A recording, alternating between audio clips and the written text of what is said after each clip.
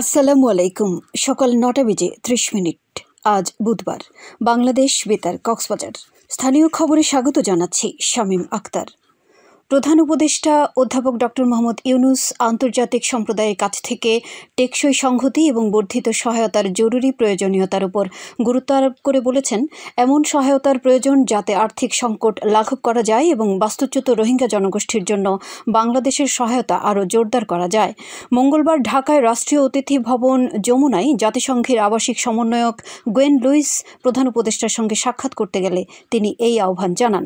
সাক্ষাৎকালে তাঁরা রোহিঙ্গা সংকট এবং রোহিঙ্গাদের জন্য আর্থিক সহায়তার চলমান চ্যালেঞ্জ নিয়ে গুরুত্ব সহকারে আলোচনা করেন। তাঁরা উভয়ে অর্থায়নের ব্যাপক কাটছাঁটে গভীর উদ্বেগ প্রকাশ করেন, যা ইতোমধ্যে রোহিঙ্গা ক্যাম্পগুলোর শিক্ষা ও অন্যান্য জরুরি কার্যক্রমে মারাত্মক প্রভাব ফেলছে।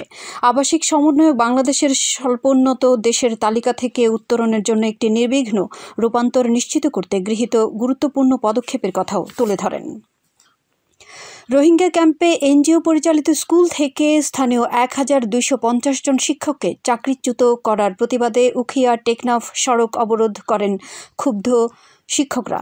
মঙ্গলবার টানা ৭ ঘণ্টা পর সড়কে যানবাহন চলাচল স্বাভাবিক হয়।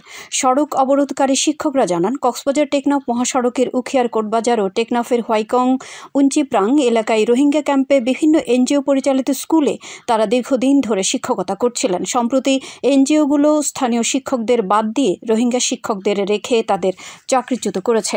উখিয়া উপজেলা নির্বাহী কর্মকর্তা ইউএনও মোহাম্মদ কামরুল হোসেন চৌধুরী জানান, রোহিঙ্গা ক্যাম্পে শিক্ষা সংক্রান্ত সব প্রকল্পের কার্যক্রম আজ থেকে স্থগিত থাকবে।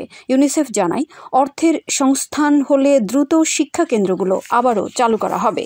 মঙ্গলবার ইউনিসেফের এক সংবাদ বিবৃতিতে একথা বলা হয়। টেকনাফে ঘূর্ণিঝড়ে ক্ষতিগ্রস্ত ১০০ পরিবারকে শুকনো খাবার বিতরণ করা হয়েছে।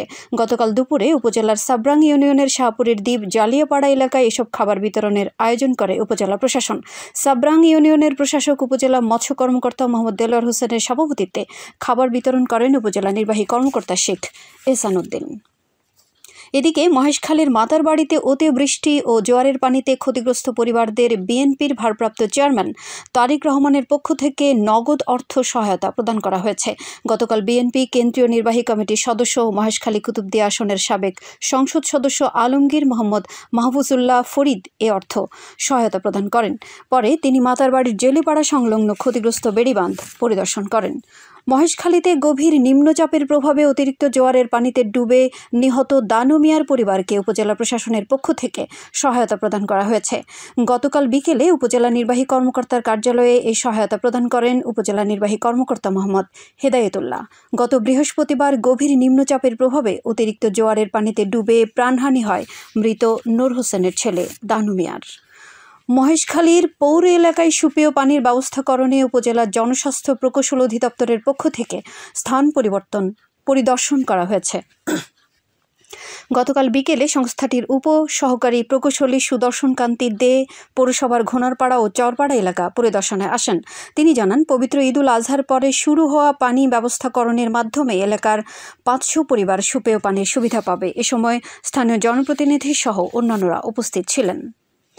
ঈদ যাত্রাকে ঘিরে কক্সবাজার শহরের বিভিন্ন বাস কাউন্টারে টিকিটের মূল্য তালিকা প্রদর্শিত স্থানে না রাখা এবং নির্ধারিত ভাড়ার অতিরিক্ত টাকা নেওয়ার অভিযোগে ভ্রাম্যমাণ আদালত পরিচালনা করা হয়েছে।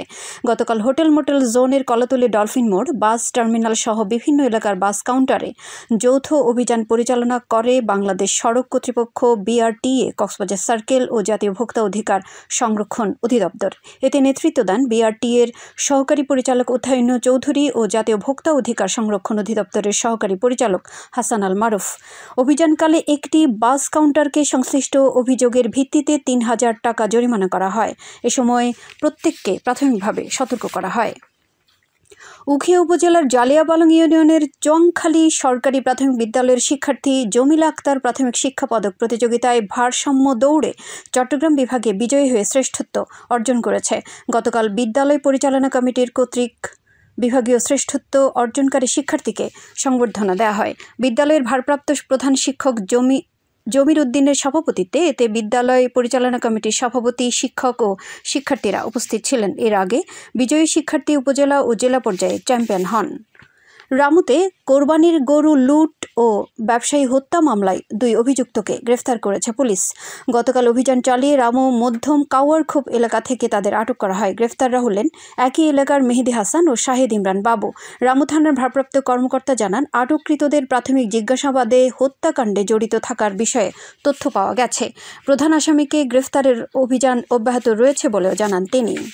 আবহাওয়া এখন জানিয়ে দিচ্ছি বাঁকখালী নদীর মোহনা ও সংলগ্ন এলাকার সামুদ্রিক জোয়ার ভাটার সময়সূচি।